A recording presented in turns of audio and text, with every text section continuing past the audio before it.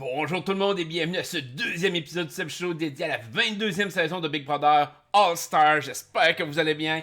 Avant de commencer, comme toujours, si vous voulez vous abonner à la chaîne, activer les notifications, m'ajouter sur Twitch, sur Facebook ou laisser vos commentaires, tout se trouve en dessous de vidéo. N'oubliez pas non plus de laisser vos commentaires sur les vidéos les plus récentes, comme ça je suis capable d'en faire un meilleur suivi et de vous répondre le plus rapidement possible.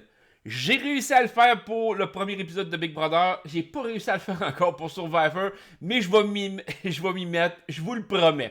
Donc, probablement, avant de publier mon dernier vidéo sur Survivor Winners at War, là, je vais faire le tour de vos commentaires pour être sûr de ne pas passer à côté de rien, pour que vous soyez pleinement satisfait, malgré le retard.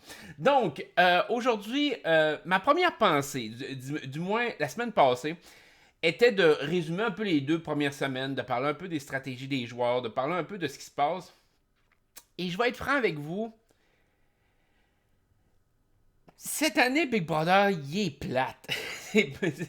C'est chiant à dire, mais il n'y a pas de hype, il n'y a pas de wow. J'étais vraiment emballé, par exemple, à Survivor Winners at War. On était capable de revoir certains joueurs légendaires, certains joueurs qui avaient joué juste une fois. Il y avait un hype autour de cette saison-là. Tout le monde était pas mal sur le même niveau, donc c'était quand même intéressant. Il y avait certains gagnants qui étaient peut-être moins méritants, mais globalement, on avait l'impression que c'était une saison qui allait tenir la route. Je dis pas que ça a été parfait comme saison, Winners at War, mais ça l'a été divertissant pendant quand même un bon moment. Big Brother 22, présentement, c'est le vide interstellaire d'intérêt de ma part. Je sais pas pourquoi j'embarque pas. J'embarque vraiment pas. Et je suis quand même un peu ce qui se passe sur les forums, sur les live feeds, dans le show.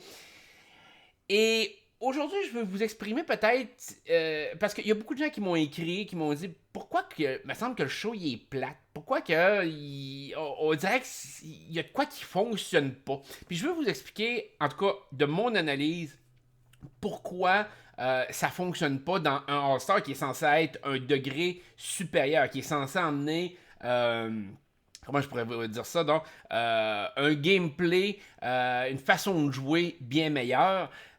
On dirait que c'est pas ça. On dirait que c'est. Je dirais pas que c'est des amateurs, mais on dirait que c'est comme. C'est bâclé un peu comme saison à l'heure actuelle. Et moi, je vous dirais que la raison principale, c'est la qualité des joueurs qui se trouvent là. Là, vous allez me dire, ouais, c'est facile à dire, je veux dire, la qualité des joueurs. Mais ça va plus loin que le simple fait de dire, il y a pas mal de joueurs qui sont poches. Voyez-vous, c'est parce que il y a des joueurs qui n'ont pas d'affaires là. Ça, on s'entend là-dessus. Il y a des joueurs qui ne méritaient pas un All-Star. Peut-être un second chance, comme je vous ai parlé lors du dernier vidéo, mais pas un All-Star. Par contre, il y a quand même des joueurs qui méritent leur place dans un All-Star puis qui livrent pas la marchandise. Et c'est ça que je veux emmener par rapport au fait de la qualité des joueurs. On l'a vu beaucoup plus dans Winners at War avec Survivor, fait que je suis capable de faire certains parallèles avec cette saison-là, surtout que c'est une saison qui est terminée, ça fait pas si longtemps que ça.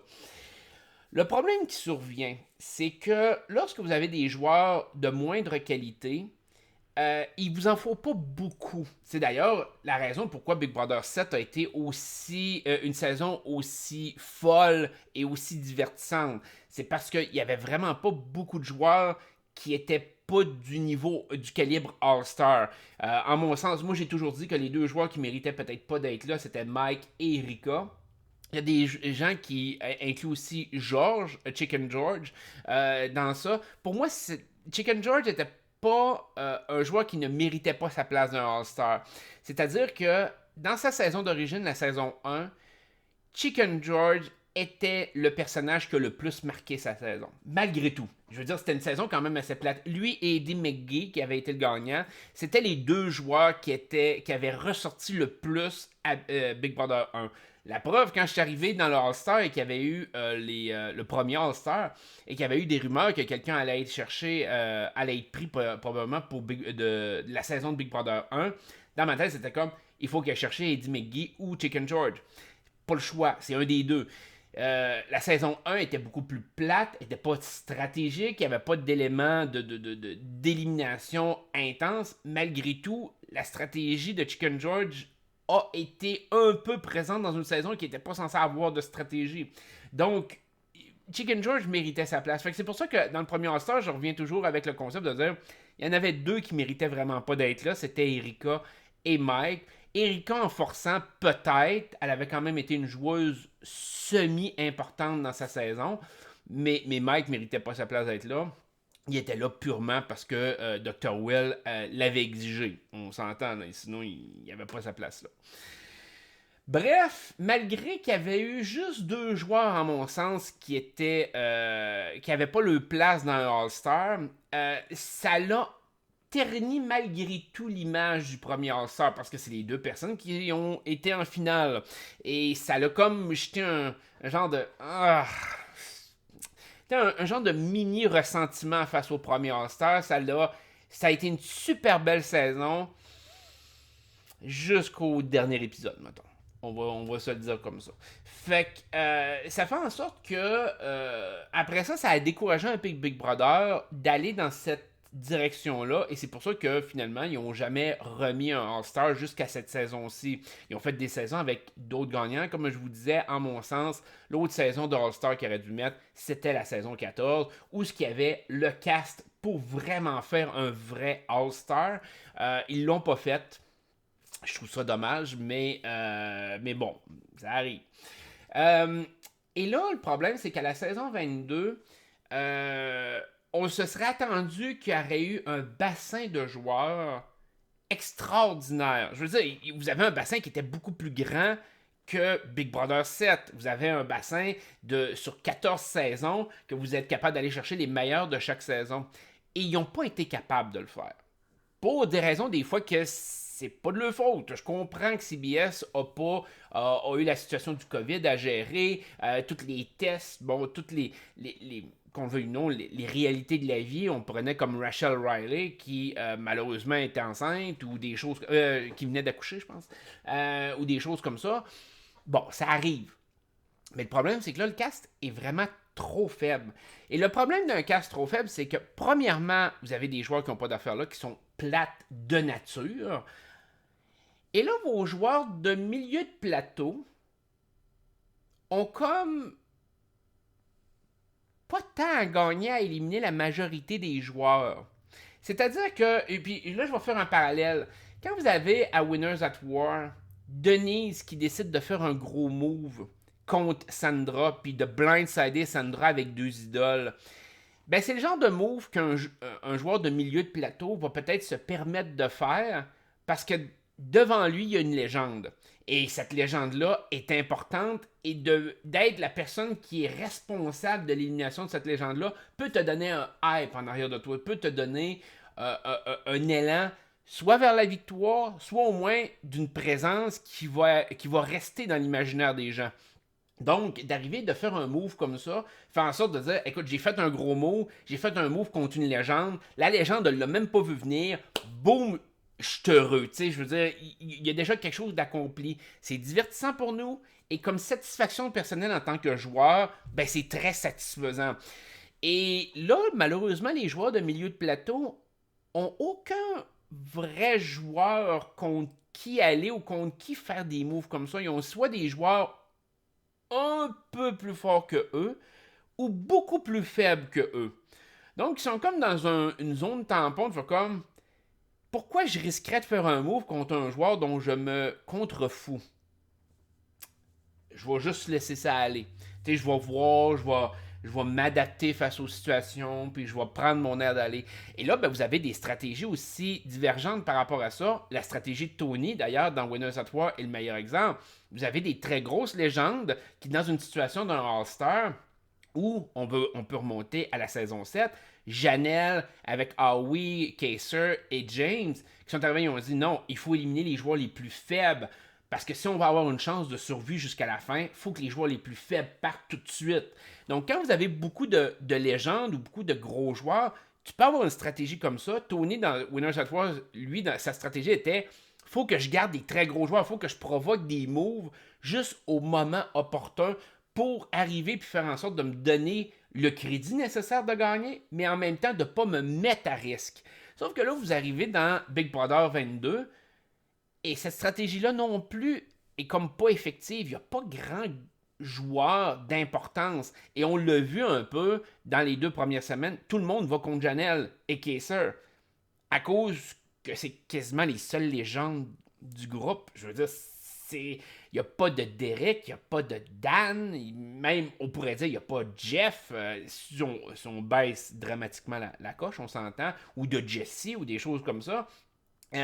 Vous avez un gros gap stratégique ou compétitif. Il vous reste Cody, il vous reste Tyler. C'est à peu près ce qui vous reste. Et même eux, c'est pas des joueurs assez importants, légendaires, qui font en sorte que... j'aurais aimé voir, justement, un Tyler ou un Cody de voir, dans une situation comme ça, est-ce que tu gardes des joueurs beaucoup plus forts que toi? Est-ce que tu essaies de rester en arrière, de laisser Dan, Derek prendre le hit? Si Derek avait été là, probablement que Cody ne serait pas là, on s'entend. Mais de laisser ces joueurs-là faire le twist, de laisser les joueurs un peu plus faibles, peut-être se charger d'eux, ou peut-être d'essayer de provoquer des choses. Et donc, c'est un amalgame de tous ces éléments-là, de tout ce type de stratégie-là qui rentre en ligne de compte dans un All-Star, qui fait en sorte que la saison devient intéressante. C'est qui va faire le premier kill? C'est qui va aller vers une légende? Parce qu'à partir du moment que tu déclares la guerre, la game change énormément. On l'a vu dans Winners at War quand Tony a fait son move contre Sophie. De dire, OK, là, je fais un move, là, je provoque quelque chose. Je le sais, la merde que ça peut entraîner, mais pour mon jeu à moi, ça va être bénéfique. Je fais ce move-là, c'est un move important. Blindsided Sophie, il a été capable de se racheter avec Sarah, il a été capable de se racheter avec Ben, il a été capable de twister le jeu après ça pour retourner contre l'autre équipe et de comme zigzaguer entre les alliances et de faire son bonhomme de chemin jusqu'en finale. Vous avez ce genre de joueur-là qui va faire ça. Rob Mariano avait réussi aussi avec Survivor All-Star, le premier Survivor. Quoique je considère que je peux pas comparer Rob avec Tony parce que Rob était pas une menace dans Survivor All-Star et ça l'a aidé beaucoup. S'il avait été une menace, sa stratégie n'aurait pas fonctionné, en mon sens. Tony a eu une bien meilleure stratégie avec Winners at War et c'est pour ça que je donne beaucoup de crédit. Will a eu une stratégie extraordinaire dans le Dr. Will, dans le premier All-Star aussi. D'être capable de zigzaguer avec le Chilltown, avec Mike, en essayant d'utiliser Janelle sur le side, en essayant d'utiliser les différentes alliances les unes contre les autres. Mais vous n'avez pas cette possibilité-là dans ce All-Star-ci. Vous avez des joueurs de milieu de plateau principalement, avec des joueurs très faibles sur le side. Vous avez comme pas grand joueur d'importance. Fait que tout le monde joue un peu défensif. Les joueurs un peu plus d'importance, on parlait comme de Yann. Est-ce que Yann veut s'en aller à la guerre contre les autres joueurs? Est-ce qu'il veut prendre sur lui le lead de porter la saison puis d'essayer de blindsider tout le monde? Évidemment pas. Premièrement, ça ne fait pas partie de sa personnalité. Deuxièmement, à partir du moment qu'il fait un move, il va être ciblé tout de suite. C'est quasiment... c'est un des 2 seuls gagnants. Et tout le monde a en tête le fait qu'il a battu Dan. Fait que il est comme pogné. Fait que qu'est-ce que Yann fait? Il joue défensif. Il se colle à Nicole F. Il fait rien ou presque rien stratégiquement. Il attend. Il est comme super défensif. Il n'a pas le choix. Il n'a pas le choix parce qu'il va se faire cibler tout de suite. Les joueurs, la qualité des joueurs est beaucoup trop faible. Quand vous avez une qualité de joueur beaucoup plus forte, c'est là que les joueurs vont être tentés de faire un move, de provoquer quelque chose, de changer les dynamiques de jeu, de changer les dynamiques des alliances, pour arriver, puis justement, peut-être se faufiler dans les mailles du filet, on pourrait dire, pour arriver, puis aller gagner, puis rendu à la fin de dire, j'ai un bon résumé, j'ai éliminé un tel joueur, j'ai éliminé tel joueur. Quelqu'un qui participerait à Big Brother All-Star présentement et qui aurait, mettons, Dan et Derek qui auraient fait partie de la saison, imaginez-vous le joueur qui dit, c'est moi qui ai éliminé Derek. C'est moi qui ai éliminé Dan. T'arrives avec un résumé comme ça à la finale, c'est comme wow, man, c'est vrai que c'est lui qui a blindsidé ces 2 gros joueurs-là. On lui donne la victoire. Ça veut dire c'est automatique pratiquement. Là, c'est quoi? C'est j'ai blindsidé David. Bailey? Devon? Je veux dire, il y a comme pas de hype. Il y a comme... Bon, t'as éliminé un joueur, c'est correct, là. C'est comme... Fait que on dirait que c'est plus une saison de contrôle d'erreur que de réel All-Star qui joue férocement pour remporter la victoire. C'est ce qui donne une saison un peu plus de mal. Est-ce que ça peut éclater éventuellement? Oui, si les joueurs cessent de jouer défensivement. Mais à l'heure actuelle, les joueurs jouent, ils bitchent, ils se parlent dans le dos à plein, puis ils font le petit bonhomme de chemin super défensif. Aucun joueur joue de façon agressive, d'essayer de créer des revirements de situation. Puis je comprends, on était à la troisième semaine, mais on s'entend qu'à la troisième semaine, dans le premier Big Brother All-Star, il s'en était passé des affaires. Je veux dire, il y avait eu beaucoup, beaucoup de choses qui s'étaient passées. Puis c'était la troisième semaine, quatrième. Quatrième semaine que vous aviez eu toute l'élimination de Jace, si ma mémoire est bonne, avec Dr. Will, justement, Chicken George et Dr. Will qui étaient sur le bloc. Will qui avait fait son speech légendaire de « Je vous déteste tous ». Et ça jouait extrêmement hard lors du premier All-Star. Et là, on a l'impression d'écouter une saison où ce que le monde ne savent pas jouer. On dirait que les joueurs sont comme là, puis ils font comme « Ouais, ben, je suis dans la maison, je chill, c'est relax. Je suis pas une menace pour personne, j'attends. » Et... Sérieusement, j'aurais jamais pensé dire ça au début de la saison, même en pré-saison. Ben, celui qui a l'air le plus en contrôle, on pourrait dire, à l'heure actuelle, on dirait que c'est Cody. Je veux dire, s'il y a bien un joueur que tu fais comme... Hein? Je veux dire, c'est quand même juste Cody, là. Je veux dire, c'est rien, là, en termes de joueur. Puis on dirait que c'est lui qui est le plus allumé. On dirait qu'il s'est fait driller bien solide par Derek. Tu joues de même, tu fais ça, tu fais tel type d'alliance, tu vas voir tel type de personne. On dirait que c'est vraiment ça qui est arrivé. Parce que Cody est probablement le joueur qui... En mon sens, il y a Cody, il y a Enzo. Enzo joue un jeu très passif, mais plus intelligent, en mon sens, que Cody. Mais je trouve que, malgré tout, il n'y aura pas de revirement de situation qui vont être provoqués par ces deux-là. En tout cas, j'ai pas l'impression. Enzo va peut-être le risquer. S'il voit qu'il est mal positionné, je pense qu'Enzo est capable de faire ça. Je pense que Yann est capable de le faire s'il se sent un peu mis au pied du mur. Mais je pense que s'ils n'ont pas l'impression d'être en danger, ils vont juste laisser le jeu couler puis ils feront rien. Et donc, ça donne un jeu très banal, très insignifiant. J'ai hâte de voir, parce que j'ai hâte de voir la dynamique. À l'heure actuelle, pas mal toute la maison veut sortir Janelle et Kayser. Donc, ce que j'ai hâte de voir, c'est quand ça va arriver, quand un des deux va se faire éliminer, est-ce que ça va changer quelque chose? Ça, j'ai hâte de voir parce que toute l'attention est mise sur ces deux-là à l'heure actuelle à l'intérieur de la maison. On le voit peut-être moins dans le show à la télévision par rapport à sur Internet, mais vraiment tout le monde met ses énergies sur Janelle, sur Kayser. Si les deux se font sortir, ce qui, en mon sens, serait une stratégie vraiment innocente, là, n'importe qui va aller contre Janelle et Kayser à ce stade-ci a une stratégie de merde. On va en reparler d'ailleurs. Mais en mon sens, c'est que c'est des bons boucliers pour tous les autres joueurs. Je pense que d'arriver, surtout si tu es un joueur de plus haut niveau, probablement que vous auriez eu comme Tony de Survivor. Tony, il aurait voulu garder Kayser puis Janelle le plus longtemps possible parce qu'il se serait caché en arrière d'eux. Il aurait pu faire ses moves sur le side tout en ayant une pression qui se serait exercée sur ces deux-là non-stop. Mais c'est pas nécessairement la stratégie à la bonne stratégie à adopter. Donc, j'ai hâte de voir comment que ça va se dérouler. À date, je trouve que c'est une saison vraiment insignifiante. Je trouve vraiment que c'est une saison vide. Beaucoup de monde qui braille. On voit Nicole A, Nicole F qui braille tout le temps. David qui braille. Kevin qui est en dépression. C'est comme... Oh man, c'est une saison qui est lourde. Il y a des saisons, puis je prends comme la dernière saison. La dernière saison était lourde à cause de l'implication de ce qui se passait dans la maison.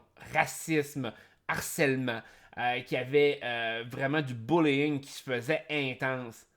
cette saison-ci, c'est lourd parce qu'on dirait qu'émotionnellement, le monde sont pas là. Le monde, on dirait qu'ils sont complètement sur une autre planète. On a l'impression que les gens sont pas là pour jouer. On a vu la première semaine avec Kisha,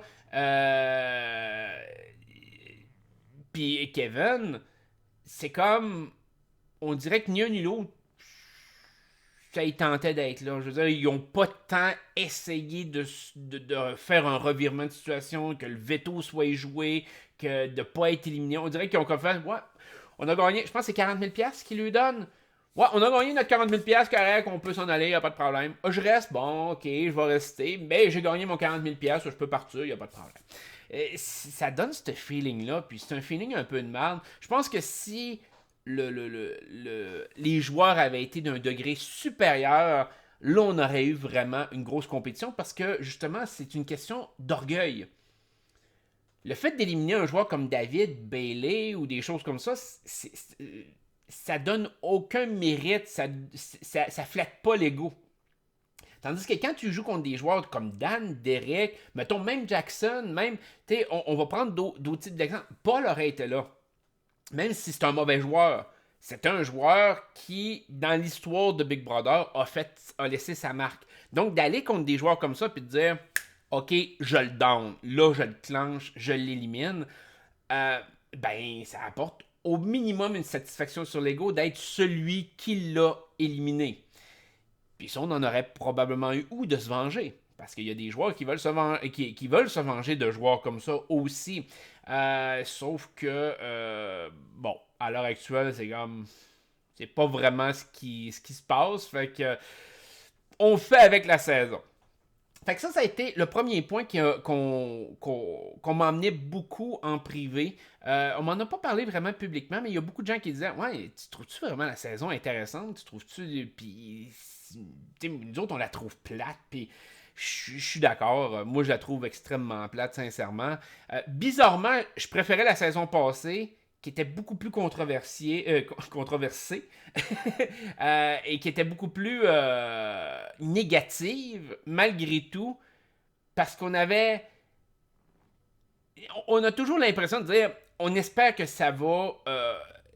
que la saison va permettre aux underdogs, qui étaient peut-être Cliff et Nicole A à ce moment-là, de passer par-dessus et de voir les joueurs, on pourrait dire les mange-mardes se faire éliminer. Tu sais, la satisfaction de voir les mauvaises personnes partir. Et on a quasiment eu ça. Fait que l'année passée, malgré que la saison était très lourde, très négative, plus le jeu avançait, plus on voyait les mange-mardes s'entre-éliminer puis s'auto-détruire. Et c'était merveilleux, c'était une gloire incroyable à voir à la télé. Donc, il y a eu une satisfaction. Malheureusement, bon, ça n'a peut-être pas fini dans ce sens-là, mais malgré tout, on a vu Jackson qui gagne et on voit la répercussion des gestes qu'il a posés, des paroles qu'il a dit, rendu en finale, que là, il se rend compte qu'il a bien beau avoir gagné l'argent, mais il vient de détruire un pan de sa vie au grand complet parce qu'il y a un paquet de monde qui ont vu ce qu'il a fait. Il y avait quand même une certaine satisfaction en arrière de tout ça. Fait que j'ai hâte de voir la saison, mais présentement, il n'y a comme aucun enjeu, aucun joueur qui ressort vraiment. Je reste avec le joueur qui, à mon sens, peut se rendre loin et peut peut-être provoquer de quoi. J'ai l'impression qu'il y a peut-être Enzo, il y a peut-être Cody, qui vont peut-être faire des choses au fil du temps. Cody est trop en contrôle, là, je pense qu'il va s'assire sous son contrôle. Si, mettons, je regarde le type de joueur qu'il est, Enzo va peut-être être le type de joueur qui va twister les choses, mais il va essayer de le faire de façon très, très sneaky. Il va essayer de se faufiler un peu là-dedans.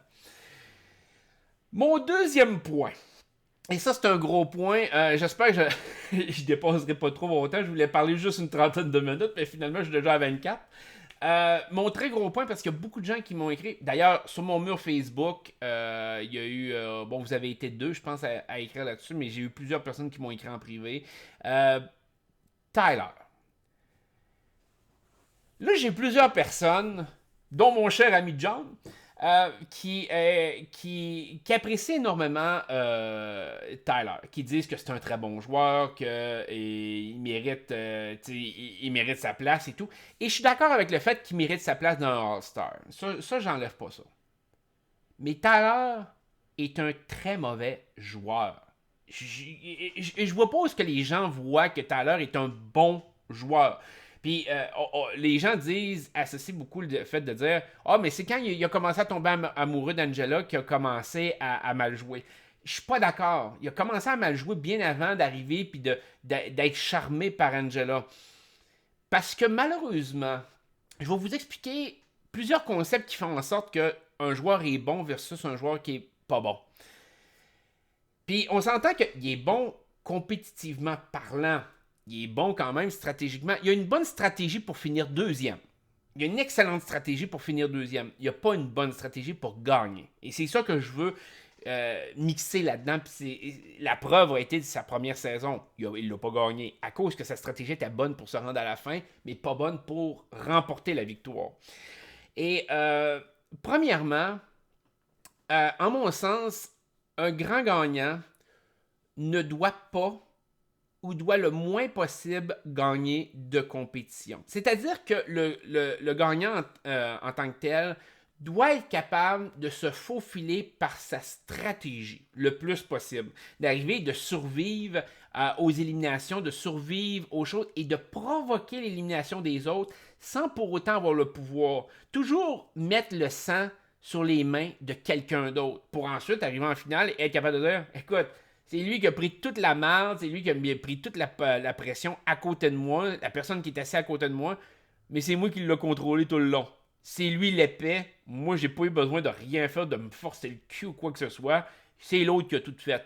D'un certain sens, Derek avait fait ça de même. C'est pas une stratégie qui est nécessairement ultra pertinente, dans le sens que pour nous autres, en tant que téléspectateurs, c'est pas comme wow. Des fois oui, des fois non. Mais c'est une stratégie qui est beaucoup plus valable aux yeux des gens. C'est-à-dire, t'as pas été éliminé du jeu, malgré que t'as pas gagné beaucoup de compétitions ou t'en as pas gagné du tout. On pense à Dr. Will, entre autres. On pense à justement Dan qui a pas gagné grand-chose, Derek. C'est des joueurs qu'on est capable d'avoir un template un peu de qu'est-ce qu'un grand joueur. Et Tyler a pas ça. Tyler est trop axé sur son ego, sur sa petite personne. Il est pas capable de s'empêcher de gagner des compétitions. Il est comme pas capable de s'empêcher de vouloir gagner des HOH. Il est comme pas capable de s'empêcher d'aller gagner des veto. Parce que lui, son impression, c'est il veut avoir du pouvoir. Il a besoin du pouvoir. Quand il a le pouvoir, là ça va bien. Puis la meilleure preuve, cette semaine, c'est pour ça que j'emmène le sujet de tout à l'heure tout de suite. Cette semaine, il n'a pas pu s'empêcher d'aller chercher le HOH. Mais il n'avait pas de besoin. Il n'avait pas besoin du HOH. Il aurait pu essayer de se faufiler.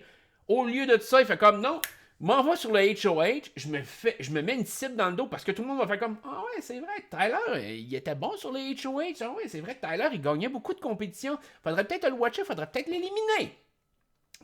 Je pense, les 2 premières semaines, j'avais l'impression que Tyler avait compris de sa première fois. De faire comme, ouais, peut-être que finalement. Puis je peux comprendre que par pur hasard, il aurait pu gagner un HOH, quelque chose que malheureusement, il n'avait pas le contrôle. Des fois, on avait les compétitions, comme entre autres, de lancer une balle. Puis que la balle rebondit, puis elle tombe dans le mauvais trou, puis il gagne par hasard. Là, c'est comme, ben, c'est pas de sa faute. Là, il aurait pu avoir un confessionnal tout de suite après, puis dire, ben, je voulais pas vraiment gagner, mais ma balle a tombé dans le trou. Bon, ok, je comprends. C'est pas de ta faute. Mais non, il force pour gagner. Il veut gagner ces compétitions-là. Mais ça lui donne rien. Ça met juste plus de pression sur ses épaules.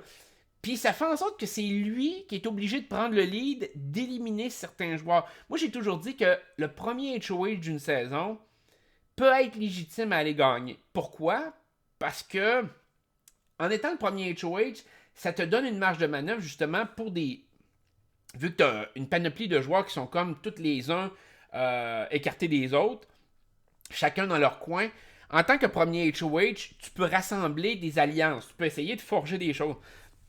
Dans ce contexte-là, lors de sa première saison, Tyler avait bien fait de gagner le premier HOH. Ça lui avait permis d'avoir justement cette légitimité d'alliance-là. Il avait été capable d'aller chercher le level 6 grâce à son premier HOH. Parfait, il n'y a pas de problème. Je comprends cette dynamique-là. Je pense qu'elle n'était pas nécessaire, mais je la comprends. Mais au-delà de tout ça, quand les alliances sont tracées, tu essaies de faire en sorte que c'est tes alliés qui se mettent dans la merde. Et non pas toi. C'est pas. À partir du moment que tu deviens HOH, potentiellement, tu te mets deux personnes à dos, les deux que tu mets sur le bloc. Potentiellement, tu te mets tous les alliés à dos.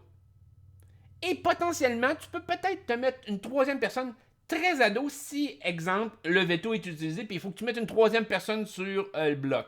Mettons. Et ça, c'est sans compter le fait que s'il arrive quelque chose comme Frankie qui est arrivé, que là, tu as un rewind de semaine et que finalement, il n'y a pas personne qui part ou que tu as un battle back et que la personne que tu as éliminée revient, ben là, tu es encore plus dans la merde pour absolument aucune bonne raison. Pour moi, les meilleurs joueurs sont les joueurs qui ne gagnent pas de compétition ou qui n'ont pas besoin de gagner de compétition et qui ne gagnent pas. Et que la seule raison pourquoi ils gagnent une compétition, c'est pour vraiment shifter le pouvoir de place. Exemple de compétition, puis ça, c'est dans un contexte différent. Je reviens avec Tony dans Winners at War. Quand il a gagné son immunité, en ayant utilisé les 6 tokens, en ayant été capable de participer à l'immunité, la compétition d'immunité, et qu'il a blindsidé Sophie après, super de bon move. Il avait l'immunité, il était capable de le faire, il n'avait pas peur qu'il y ait un revirement de situation contre lui ou quoi que ce soit à la dernière minute. Boom! Il a clenché Sophie, il a blindsidé Sophie. Ça, tu peux te le permettre. Et ça a changé énormément la dynamique du jeu pour lui. Lui qui était comme la quatrième roue du carrosse est devenu celui qui avait le contrôle total sur tous ses alliés et sur tous ses ennemis. Tu peux arriver à gagner une compétition, même si tu as l'impression que vraiment tu vas te chercher un edge, tu vas te chercher un plus dans ta stratégie en éliminant un joueur super fort ou, mettons, si tu sais qu'il y a un joueur vraiment là, spécifique qui s'en va contre toi, puis que tu dis, écoute, il faut que je le sorte avant que lui me sorte, peut-être. Peut-être. Mais même à ça, ça démontre que si tu as un ennemi qui veut te sortir à ce point-là, c'est que probablement que tu as mal joué jusque-là. En mon sens, c'est un peu ça. Pour moi, le deuxième step en dessous de cette stratégie-là, c'est les personnes qui gagnent les compétitions parce qu'ils en ont de besoin. Pour moi, on va prendre l'exemple de Jackson. Jackson était conscient qu'il avait besoin de gagner les compétitions. Il savait quelle compétition il était en danger, à quel moment il était en danger. Et à chaque fois, il gagnait cette compétition-là pour être sûr de se sortir d'une situation de merde, pour être sûr de survivre à cette situation-là. En mon sens, c'est beaucoup moins prestigieux que la première catégorie, mais c'est une catégorie qui se tient. Je veux dire, t'es en danger, tu gagnes, t'as besoin de gagner. C'est plate, mais c'est ça. La troisième catégorie, c'est ceux qui gagnent puis qui n'ont pas besoin de gagner. C'est comme, moi, je me lance dans la compétition, je gagne, puis pour rien. Pour rien. Ça, tu provoques rien, premièrement, généralement, parce que tu vas mettre deux personnes pour aucune bonne raison, dans le sens que tu vas mettre des gens qui sont pas proches de toi, mais qui n'étaient pas nécessairement des ennemis. Il y a deux personnes qui vont être frustrées contre toi, surtout rendues au juré, qui peuvent potentiellement voter contre toi. Deux personnes qui peuvent revenir contre toi, peut-être causer ta perte éventuellement parce que tu vas avoir été contre eux autres. C'est beaucoup plus facile de mettre quelqu'un qui t'a déjà mis sur le bloc, puis de le mettre sur le bloc à ton tour. Et ça, ben, en mon sens, Tyler fait partie de cette catégorie de joueurs-là, de joueurs qui, on dirait, qui réfléchissent pas avant d'aller gagner une compétition. Puis, j'ai retracé un peu parce que beaucoup de gens disaient, ah non, mais Tyler, il a dominé sa saison d'origine. Puis moi, je sais pas, j'ai pas la même image du tout que vous par rapport à sa saison d'origine. Puis j'ai relaté, puis c'est juste une petite liste de toutes les erreurs que Tyler a faites ou de toutes les situations que Tyler a été complètement dans le champ ou a été aidé vraiment par ses alliés parce que Tyler était en problème. Puis il y a eu, entre autres, excusez, la liste est longue, je vais vous en citer juste quelques-uns. Quand Faisal a gagné le HOH, Tyler était en danger, en très gros danger. C'est Brett qui lui a sauvé le cul en mettant la pression sur Scotty, en disant à Faisal, puis en faisant tout l'aspect stratégique pour sauver Tyler. C'est Brett qui l'a emmené. Tyler a strictement rien fait. Tyler s'en allait sur le bloc, là. Tyler était foutu. Tyler faisait partie d'une alliance où c'était lui le joueur le plus dangereux de son alliance. Je veux dire, tu veux jamais te retrouver dans une situation de même. On pourrait toujours argumenter, dire, bon, les gens voyaient Brett aussi à peu près à son niveau, je suis d'accord. Mais ça reste quand même que Tyler avait un edge que tout le monde disait faut éliminer Tyler, faut éliminer Tyler. C'est Tyler qui dirige son alliance, c'est Tyler qui manigance de son côté. Et les footés étaient juste pas bons. Mais malgré qu'ils étaient pas bons, ils savaient qu'il fallait éliminer Tyler. Fait que quand t'es rendu à ce stade-là, parce que tu joues mal en sacrifice, t'es vraiment une cible à air ouverte. Là. T'as eu aussi, quand Tyler était nominé, il était sur le bloc. Si Rockstar faisait pas l'erreur de lui dire qu'il n'y avait pas le bon ticket de veto dans les mains, Haley gagnait sa place, Rockstar gagnait sa place, Tyler est éliminé de cette compétition-là. Tyler se faisait éliminer. C'était automatique. L'erreur de Rockstar. Je veux dire, c'est bon de profiter des erreurs des autres, mais ça démontre à quel point le jeu de Tyler était faible. Il est passé. Si Rockstar ne faisait pas d'erreur, Tyler se faisait éliminer automatiquement. Donc, on dirait que les gens oublient cet aspect-là que Tyler a été en danger quand même souvent. Il y a eu le Hacker Comp que Haley a gagné. Elle voulait backdoor Tyler. Le Hacker Comp a permis que finalement Haley n'a pas été capable de faire éliminer personne de sa gang. On pourrait toujours dire que Tyler s'était retrouvé sur le bloc à cause de Hacker Comp aussi la semaine d'avant. Ça peut s'annuler dans cette dynamique-là. Mais ça reste quand même que, logiquement, une de ces 2 semaines-là, peu importe, si le Hacker Comp avait pas été là, Tyler se serait fait éliminer une de ces 2 semaines-là. Peu importe. Fait que c'est... On dirait que le monde ne se souvienne pas comme de ce pan-là que Tyler a été extrêmement chanceux. Quand on regarde les games de Dan, de Will, de Derek, je dis pas qu'il n'y a pas eu un peu de chance, mais pas à ce degré-là. Tyler a été vraiment très loqueux. Il y a vraiment des événements qui ont fait en sorte qu'il a été capable de survivre. Tyler a aussi un autre aspect qui était très négatif de lui. Un très mauvais jury management. Il a fait en sorte que Tyler, sa stratégie était de tisser des liens avec les joueurs de façon émotionnelle. Et c'est là l'erreur que d'autres grands joueurs comme Dan, comme Derek, comme Will ont jamais faite. C'est-à-dire s'approcher tellement des autres que les autres ne voient plus Tyler comme un joueur avec qui il joue, qui peut peut-être devenir un ami plus tard. Il le voit vraiment comme un ami proche ou un frère. Ce qui fait en sorte que oui, ça solidifie ta position dans le jeu. Ça solidifie comment que ça solidifie ta probabilité de te rendre loin dans le jeu ou d'avoir des gens qui vont être loyaux. Mais ça va t'enlever la victoire des mains rendues en finale. Surtout dans un contexte où c'est toi qui élimines les autres joueurs. Je veux dire, si tu fais faire la job sale par les autres, en sachant que c'est les autres qui font la job sale, puis que toi, tu t'enlèves les mains complètement, tu pourrais jouer ce genre de game-là, mais c'est une game qui est très dure à jouer. Et le meilleur exemple que je reviens encore, Tony, Winners at War. Tony avait deux alliés qui étaient très proches de lui. Vous aviez Sarah, il y avait Ben, qui était émotionnellement pris à Tony. Tony n'a jamais trahi ni un ni l'autre. Il a été capable de faire en sorte de se rendre en finale sans les trahir. Il les a trahis avec l'élimination de Sophie. Mais il les a fait bien comprendre de dire Sophie, je suis pas proche de elle. Je la connaissais pas bien. Elle était alliée avec vous autres, mais pas alliée nécessairement avec moi. Moi, je m'en contrefoutais de Sophie. Donc, pour ma game, éliminer Sophie, ça faisait du sens. Si par contre Tony avait éliminé Sarah, avait blindsidé Sarah, je peux vous garantir que là, à ce moment-là, le vote à la fin aurait pu être différent. Peut-être que Nathalie aurait pu gagner. Peut-être pas. Mais j'ai l'impression que Nathalie aurait pu livrer un combat beaucoup plus grand parce que émotionnellement, il aurait trahi quelqu'un qui était proche de lui. Tu peux pas faire ça. Tyler a comme pas été capable de faire ça dans sa saison d'origine.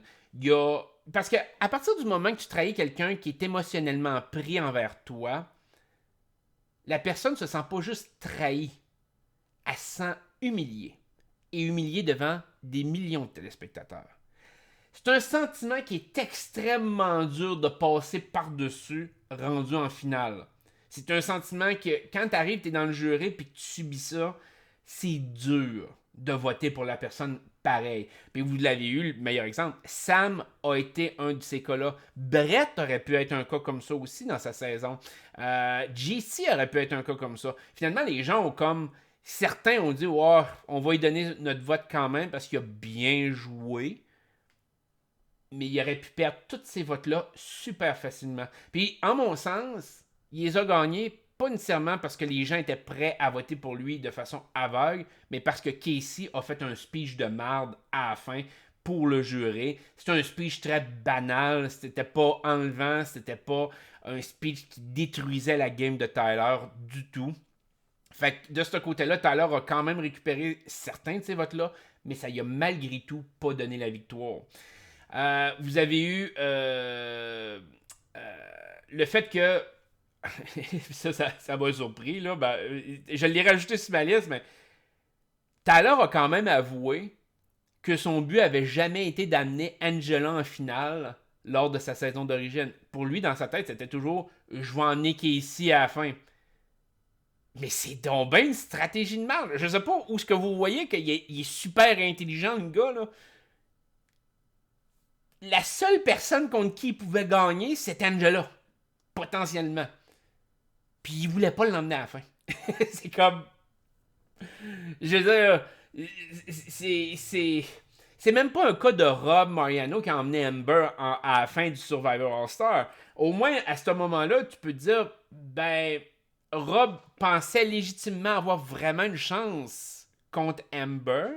Puis il pensait vraiment avoir une chance même contre Jenna qui a fini en 3e position. Il l'a pas eu, il a perdu. Bon, mais au moins, Rob l'a testé. Je veux dire, il a quand même poussé pour dire ben, peut-être que c'est quand même cette personne-là qui est la plus faible par rapport à qui je peux emmener, qui va peut-être me donner la victoire. Tyler a même pas eu cette pensée-là. Lui, il a fait un Colby Donaldson de lui-même. Il a comme fait, ouais, ben, j'ai une Tina à côté de moi, je vais emmener Tina, il n'y a pas de problème. Au lieu d'emmener Kate. Pour ceux qui sont fans de Survivor et qui connaissent la saison 2. Ça démontre qu'il y a une mauvaise vision du jeu, une mauvaise vision de ce que le jury veut aussi, que le jury est prêt à voter pour. Et de ce côté-là, ça démontre une grosse faiblesse dans son gameplay. Quand tu n'es pas capable de savoir ce que le jury va vouloir, c'est très faible. Puis de ne pas te rendre compte de quel joueur qui est le plus avantageux d'emmener contre toi en finale, ça démontre la faiblesse vraiment intense de ton jeu, là. Fait que, tu sais, est-ce que ça veut dire que Tyler serait du genre à amener Cody en finale? Parce que s'il emmène Cody en finale dans la saison 22, je pense que Cody gagne. Je pense que Tyler se fait encore planter une deuxième fois dans les 2 derniers. Je pense qu'il y a plusieurs joueurs de la saison 22 qui gagneraient au-dessus de Tyler à l'heure actuelle. Mais ça, on va voir. Fait que c'est pour ça que je dis que Tyler est un mauvais joueur. Il peut être le fun à regarder, mais il gère mal son threat level. Je vous le disais tantôt. Il essaie toujours d'être le joueur dominant de son alliance. Très mauvaise stratégie. Il devrait prendre bien plus exemple sur Derek, qui laissait les autres faire, qui dominait son alliance à l'interne, mais que personne n'avait l'impression qu'il dominait son alliance à l'interne. Dan a fait de façon similaire. Dr. Will a fait quelque chose de façon similaire dans saison 2. Quand on pense à la saison 2, Dr. Will, son alliance a été toute exterminée, sauf lui. Ils ont tous été éliminés avant lui. Mike Boogie a été éliminé, Shannon a été éliminé, Krista a été éliminé. Lui, il était là, tranquille, il chillait. Pas de trouble. Il laissait ses alliés se faire éliminer un à un.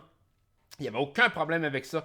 Tyler ne pourrait pas se permettre ça. Vous prenez une alliance de 6, Tyler va peut-être survivre à une personne, s'il est chanceux. Puis pourtant, si on regarde avec saison 2, Will était toujours nominé contre ces personnes-là. Pratiquement tout le temps. Puis il a été capable de survivre à chacun des votes, alors que c'était lui qui contrôlait complètement le vote de son côté. Fait que ça démontre à quel point que Tyler a une mauvaise vision de sa game puis de ce qu'il faut faire. Et je pense qu'il va essayer de faire trop vite. Il va essayer de gagner des HOH, il va essayer de gagner des veto. Puis malheureusement, ça va y revenir d'en face. Est-ce qu'il peut se rendre à la fin? Je pense que oui, il peut se rendre à la fin maintenant, de la façon qu'il va jouer. Pourquoi? Parce que les gens vont voir, ben finalement, sa game, c'est de la merde. C'est pas une game impressionnante. Je pense qu'il jouait beaucoup mieux les 2 premières semaines, de rester un peu plus en background, d'essayer de contrôler les choses. J'y donne le crédit par rapport à ça. J'avais l'impression qu'il avait appris de la saison 20, qui avait appris de dire ok, j'ai peut-être pas eu les meilleures stratégies, j'ai peut-être pas eu la meilleure thinking lors de cette saison-là, j'ai fait énormément d'erreurs. Il l'a perdu cette saison-là. Faut pas oublier, il a fini deuxième. Alors que normalement, ben sincèrement, il aurait dû gagner cette saison-là super facilement s'il avait joué avec un peu plus d'intelligence. Je vous prenais l'élimination de Brett. L'élimination de Brett est le meilleur exemple à quel point Tyler est une nullité stratégique. Pas parce qu'il a éliminé Brett. Éliminer Brett était très stratégique. Mais quand vous regardez l'épisode de l'élimination de Brett, Brett a nulle part où aller. Il est complètement encerclé. Je veux dire, il n'y a aucune possibilité de sortir du bloc. Il n'y a pas le veto, il n'y a rien. Il est sur le bloc, il va être éliminé. C'est une certitude que Brett va être éliminé. Il n'y a aucun scénario où ce que Brett survit. Brett va voir Tyler quelques minutes avant le vote, puis il fait comme, hey, on est-tu encore correct? Vas-tu voter pour moi? On est-tu encore chumé, on est dessus? Tyler aurait pu facilement dire à ce moment-là, il sait que Brett a aucun pouvoir sur le vote. Rien. Il n'y a plus de possibilité. Il reste à peu près 1 minute avant le vote. Tyler aurait pu dire, écoute mon vieux, tu le sais, je t'adore mon gars, on a joué ensemble tout, mais t'es vraiment une menace pour ma game. Je te respecte énormément, mais si je veux avoir une chance de remporter, malheureusement, j'ai pas le choix, je vais voter pour toi. Je veux pas que tu m'en veuilles, c'est vraiment juste stratégique, mais on va rester chum en dehors. Et Brett aurait peut-être eu un... Ah, si je me suis fait... Je me suis fait jouer solide. Mais ce que Tyler a fait était pire après coup. Parce que il a dit à Brett, non, on est bon, il n'y a pas de problème. Dans 1 minute, dans 1 minute, je vais caster un vote, puis tu vas rester dans le jeu, il n'y a pas de problème. Brett s'en va à l'élimination, puis Tyler a l'humilié devant tout le monde. En lui disant, ben, t'as été trop innocent, t'as été trop ci, t'as été trop ça. C'est un membre du jury! C'est un membre du jury, man! Au strict minimum, c'est un vote! Donc on s'entend qu'un vote aurait fait une différence. Brett a voté pour Tyler au final parce que Brett était plus joueur que les autres. Mais ça reste un vote que t'as risqué pour rien. Pour absolument rien. Pour que dalle. Pourquoi? Pour faire un show? C'est comme, t'es donc ben innocent. T'es donc ben épais. Sam, c'est la même affaire pendant toute la semaine. C'est comme, Tyler, il a dit à quel point qu'il l'aimait, que c'était comme sa sœur, que ci, que ça. Puis il y a Blindside à la fin de la semaine, alors qu'elle a nulle part où aller. Vous n'êtes pas dans une situation comme Survivor, où est-ce que Survivor, vous avez des idoles cachées, puis que vous voulez attendre la dernière maudite minute, vous voulez vous assurer que le joueur joue pas comme son idole cachée, ou puis que tu te dis, écoute, il faut que je garde le secret jusqu'à la dernière minute, j'ai pas le choix. Sinon, la personne va jouer une idole, puis elle va scraper mon plan. C'est pas le cas dans Big Brother! C'est comme, quand le veto est joué, que tous les pouvoirs ont été mis en place, puis que vous êtes à quelques heures du vote, il reste pratiquement aucune possibilité à la personne de survivre. Surtout s'il y a juste 1 ou 2 votes qui sont castés. Tyler a jamais bien saisi cet aspect-là du jeu. Puis je pense qu'il va faire exactement la même erreur dans Big Brother 22. On dirait qu'il n'a pas appris, il n'a pas été capable de passer par-dessus tout ça. Fait que pour tous ceux qui pensent que Tyler est un bon joueur, moi je sais pas, vous n'avez pas écouté la même saison que moi pour la saison 22. C'est un joueur qui était le meilleur d'un paquet de joueurs qui était exécrable. Parce que la saison 20, c'est une saison très vide intellectuellement parlant. Je veux dire, il y a eu des gros rebondissements, mais c'était des rebondissements émotionnels énormément. Je veux dire, il y avait... C'était un train wreck, comme on pourrait dire. C'était... Les joueurs se garochaient d'un bord puis de l'autre, puis on était comme, my God, ça avait juste pas de maudit bon sens.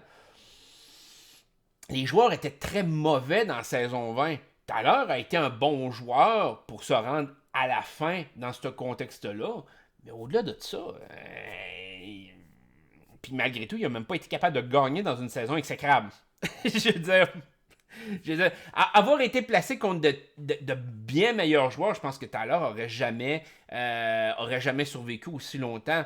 Puis il a été très chanceux aussi. Fait que pour tous ceux qui adorent Tyler et qui pensent vraiment que c'est un joueur d'exception, je vous dirais réécoutez la saison 20 puis essayez de garder dans l'esprit que le gars il a pas gagné à la fin. Puis est-ce que tous les moves qu'il a fait, toutes les compétitions qu'il a gagnées, toutes les choses qu'il a pu faire en termes stratégiques, est-ce que ça valait la peine? Est-ce qu'il a pris les bonnes décisions? Et comparez-les avec les meilleurs joueurs. Et Tyler est un bon représentant de sa saison, mais pas nécessairement un bon joueur. Est-ce qu'il mérite sa place dans la saison 22? Oui. Est-ce qu'il faut l'idolâtrer à cause de tout ça? Définitivement non. En mon sens, à l'heure actuelle, Cody est en train d'être bien meilleur que lui. Cody aussi a fini deuxième. Puis il n'a pas été un joueur exceptionnel dans sa saison non plus, mais il a fait la job sale de Derek beaucoup dans sa saison. Fait que, alors que Tyler, il a fait sa propre job sale. C'est pas. Casey, c'est pas Derek, là. Derek. Je dis toujours Derek, mais c'est Derek. Fait que, je sais pas.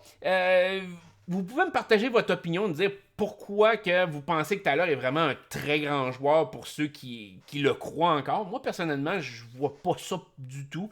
Et je pense que le fait qu'il gagne le HOH cette semaine démontre que c'est pas un grand joueur. Parce que il l'a pas gagné par hasard, comme je vous disais. Il l'a gagné parce qu'il voulait absolument gagner. Il avait pas besoin. Puis en plus, ça peut faire en sorte que la semaine prochaine, il soit en danger. Je veux dire, t'essayes de gagner. Si t'as à gagner un HOH, tu le fais quand t'es sûr que t'es en danger et que tu peux pas t'en sortir. À la limite. Comme Jackson. C'est pas la stratégie la plus pertinente au monde, mais au moins, ça se tient. T'essayes de survivre une semaine de plus. Des fois, une semaine peut faire une différence. Fait qu'en tout cas, donnez-moi votre opinion sur Tyler si vous voulez. Moi, j'ai analysé et réanalysé sa saison. Je trouve pas que c'est un grand joueur. Je le mets pas dans les grands joueurs. Je le mets dans les meilleurs joueurs que dans la saison 22. Mais je peux vous garantir que si on n'avait pas un cast aussi merdique que ça, Tyler serait loin dans ma liste de très bons joueurs. Sincèrement, c'est plate à dire, mais je mettrais quelqu'un comme Paul en avant de Tyler parce qu'au moins Paul contrôlait complètement ce qui se passait. Puis même si Paul a perdu 2 fois, puis que je trouve que Paul est vraiment pas un bon joueur, je trouve malgré tout qu'il y avait une touch beaucoup plus stratégique que Tyler. Paul a été capable de s'en sortir facilement sur plusieurs votes, tout ce qui a été mis en nomination, alors que Tyler aurait été éliminé, peu importe le vote. En mon sens. Fait que je vais vous souhaiter une excellente journée. Merci beaucoup d'avoir été là. Finalement, la vidéo s'est éternisée beaucoup plus que je pensais. Je vais vous souhaiter une excellente journée, une belle semaine et on se dit à la prochaine. Bye bye.